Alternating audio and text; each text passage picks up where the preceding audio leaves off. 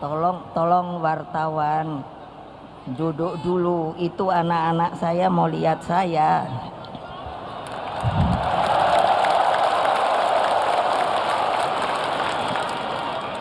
Assalamualaikum warahmatullahi wabarakatuh.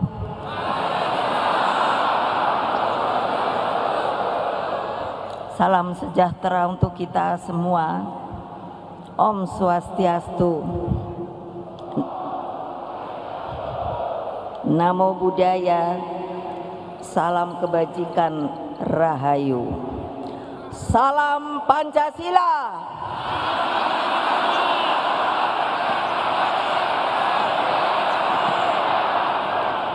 Merdeka! Merdeka! Merdeka! Terima kasih. Puji syukur kita panjatkan kehadirat Allah Subhanahu wa Ta'ala yang telah menyatukan kita di tempat yang sangat bersejarah ini.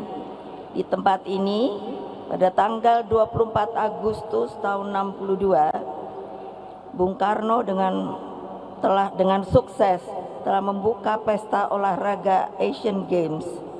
Dari tempat ini pula bergelora kebangkitan bangsa-bangsa yang baru merdeka melalui sebuah penyelenggaraan Games of the New Emerging Forces atau GANEFO. Hadirin sekalian, hari ini seperti tadi yang telah dikatakan oleh Mbak Puan adalah puncak peringatan bulan Bung Karno. Bulan Juni ini bagi partai merupakan sebuah bulan yang sangat menentukan, bukan saja bagi kehidupan partai kita, tetapi juga merupakan sebuah kehidupan bagi jalannya bangsa dan negara kita. Supaya kalian selalu ingat kepada sejarah, yaitu ingatlah jas merah. Hari ini adalah kembali puncak peringatan bulan Bung Karno, sebagai yang juga telah diterangkan oleh Mbak Puan. Beliau itu benar-benar pejuang sejati yang berjuang tanpa pamrih. Bagi Bung Karno, dedication of life itu bukanlah hanya slogan, tetapi dijalankan dengan seluruh jiwa raganya. Dalam perjuangan yang begitu panjang, sampai Bung Karno diakui dunia sebagai seorang sosok pembebas dengan konsepsi ideologinya yang berangkat dari falsafah petani yang disebut namanya Pak Marhain. Seringkali orang mempelesetkan, katanya kalau Marhain itu adalah komunis. Padahal saya sebut Bapak Marhain. Dia itu sebenarnya seorang petani. Ketika Bung Karno sedang kuliah di Bandung, beliau bertemu dengan Pak Marhain. Beliau bertanya begini, Bapak seorang petani bahasa Sunda? Ya. Tanah ini punya siapa? Punya abdi. Bahasa Sunda saya tuh abdi. Kalau tanaman padi ini punya siapa? Punya abdi. Alat-alat cangkul dan lain sebagainya punya siapa? Punya abdi. Kalau sudah dipanen, dijual, uangnya untuk siapa? Untuk abdi.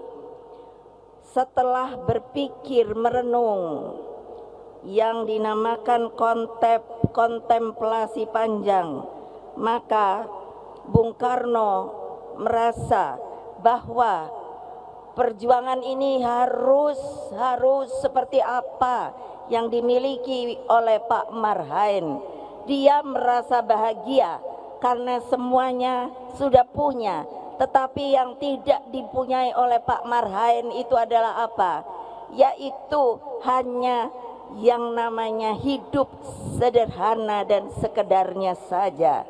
Oleh sebab itu, Bung Karno di dalam pikirannya, pasti ada yang bertanya, kok ibu tahu?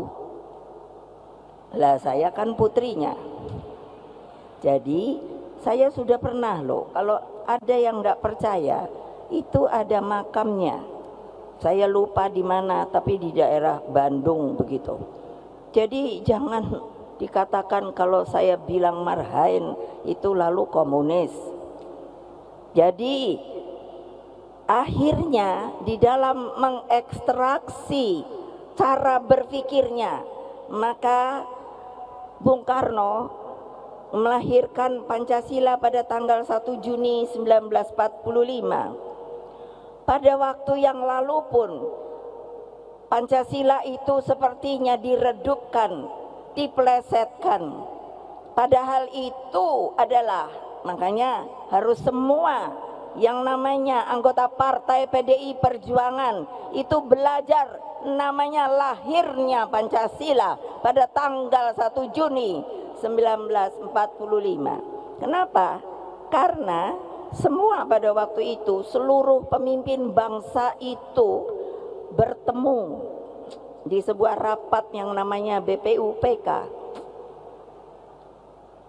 Orang banyak yang berpidato pada waktu itu, tetapi ketika pemimpin rapat menanyakan, sebenarnya yang diinginkan oleh kita sebagai falsafah dasar negara yang akan kita merdekakan nanti itu apa?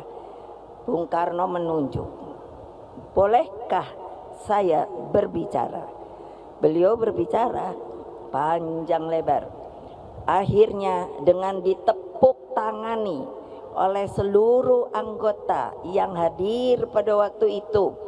Dan untuk tepuk tangan berdiri itu saudara-saudara, kalau bahasa Inggrisnya adalah standing ovation, itu orang tidak bisa dipaksakan.